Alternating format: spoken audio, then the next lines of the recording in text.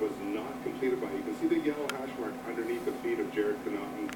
You can obviously see that Sam Effa has run out of the zone. And that's really up to the receiving athlete, the final runner, the anchor, to not run too quickly. You can see Jared Connaughton tilt his head back in dismay. He knew that they were outside of the zone. And Sam Effa, he did not run up to par over those last 100 meters because I think in the back of his line, he knew that they were out of the exchange zone and thus a disqualification.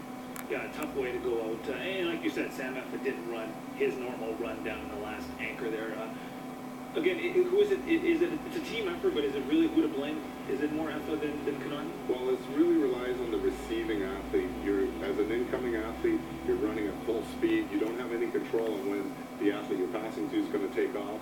So you really have to be patient. It's very difficult to do when someone's running at you at 40 kilometers an hour to be patient, but that's the relay. It's very difficult, and the Canadians, more than almost a second slower than they were in qualifying, will be very disappointed. Quickly, Michael, as a receiver, just interesting here, as a receiver, when do you know you can start going? Well, quite often in training, you'll set yourself up with a hash mark, a little piece of tape before the exchange zone actually begins. That's called the acceleration zone.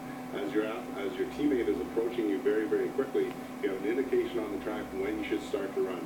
And that's a very, very small margin of error that you can have when you're coming in at that type of speed. So these two athletes, very experienced, especially Jared Connaughton. He did his job, and Sam Effa, a little bit younger, he's only 21 years old, might have taken off a little bit too early.